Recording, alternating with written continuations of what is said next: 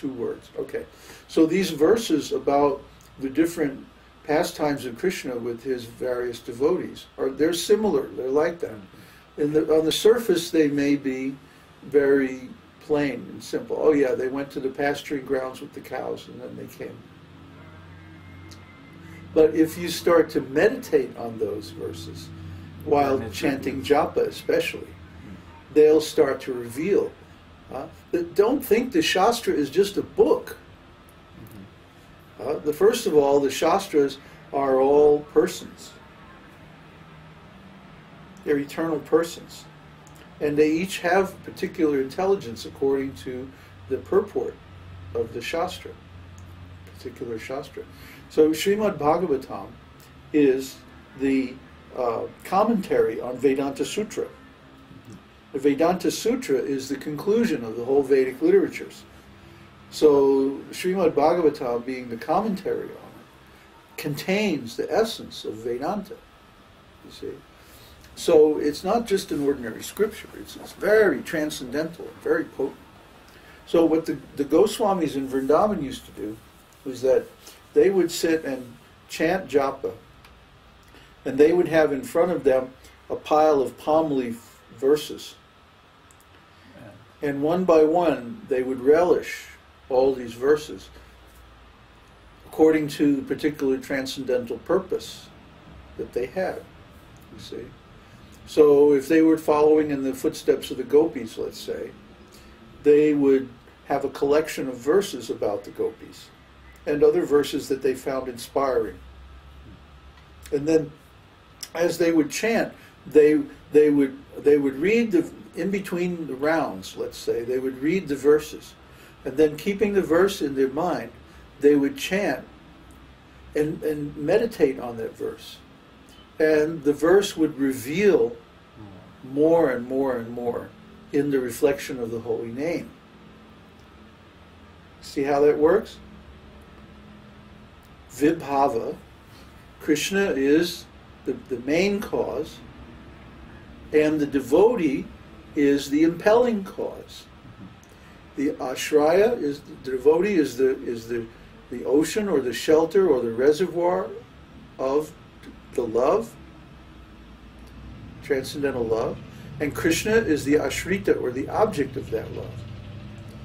So when you have the Shastra, which is the devotee, because it's the impelling cause, and you have Krishna in the form of his holy name, you see, this sets up a dynamic of vibhāva. And vibhāva is the cause of bhava. It's the cause of rasa.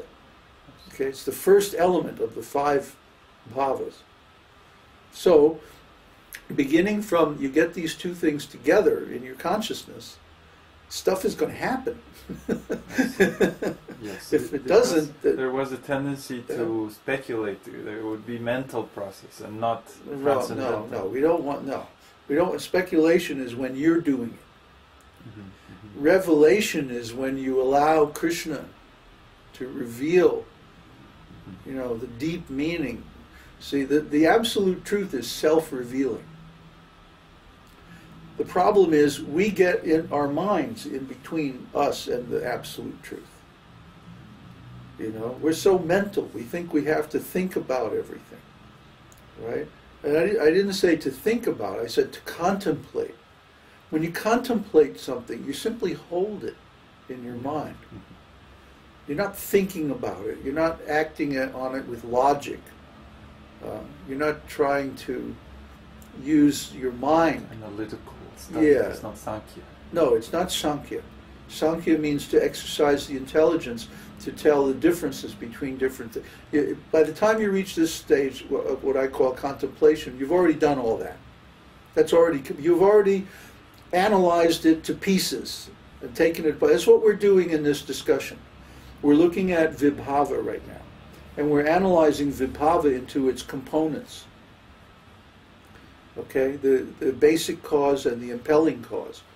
Vibhāva in general is the cause of rasa, the cause of devotional service. But the the two elements of that are the basic cause and the impelling cause. So in this instance, in this example, meditating on the scriptures, following the footsteps of a particular devotee, the impelling cause is Krishna in the form of the scriptures, and the basic cause is Krishna in the form of his holy name. So here again we have an instance where Krishna becomes both the basic and the impelling cause. Because even though the scriptures have their own individuality, they're basically emanated by Krishna. They're expansions of Krishna. So we get both of those things in our minds and just hold them there. We don't have to do anything. Not like the painting, like we were analyzing because of this. That was like kind of sunky. Right. Yeah, you don't have to analyze. Okay. Yeah. Earlier today we were looking at a painting and we were analyzing the rasas and the different emotions in the painting. And that's preliminary to contemplation. You see, the analysis has to be there because let's say that I determine that I have a rasa of friendship with the Lord, and I want to develop my rasa of friendship.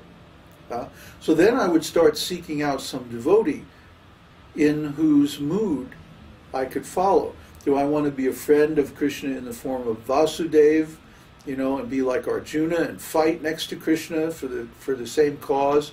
Or do I want to be more like Sudam or Subal and help Krishna in his pastimes with the gopis and like that? See, what kind of friend do I want to be? So which devotee do I want to follow?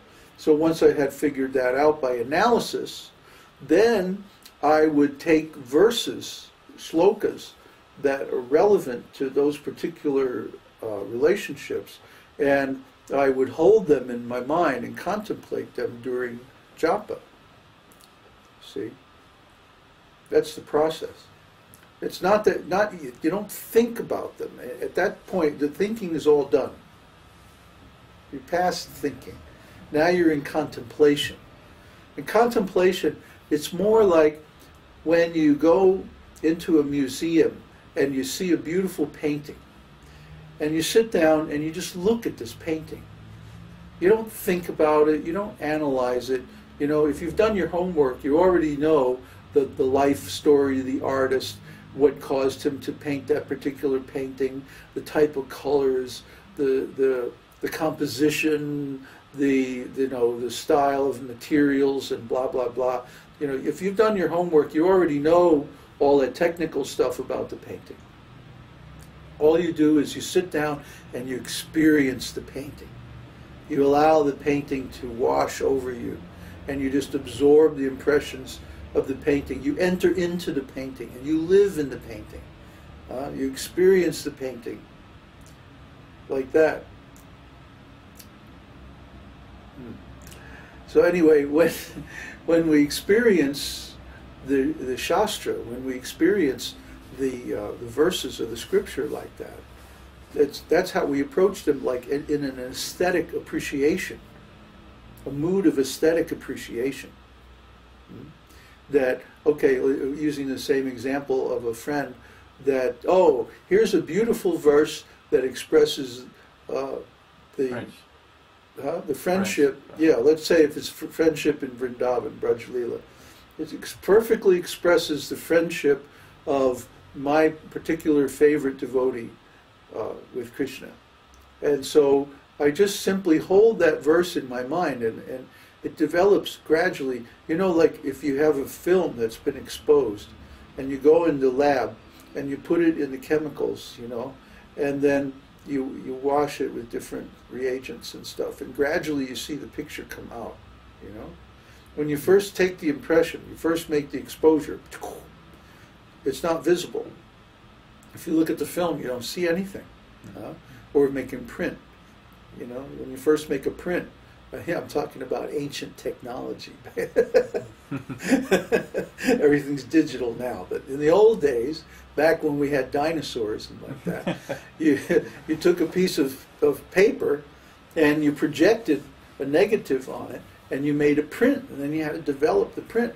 And at first, there's nothing on the piece of paper. You can't see a thing. But then you put it in the developer, and you wash it and stuff, and you'll see it gradually come out, you know. It's really cool. And then you let it get, the way you control the contrast is that you control the developer timing. The amount of time that it stays in the developer. And then you take it out and you put it in the fixer and fix it. And then you get, that's the contrast that you get, especially on a black and white print. So it's like that with your inner devotional service too.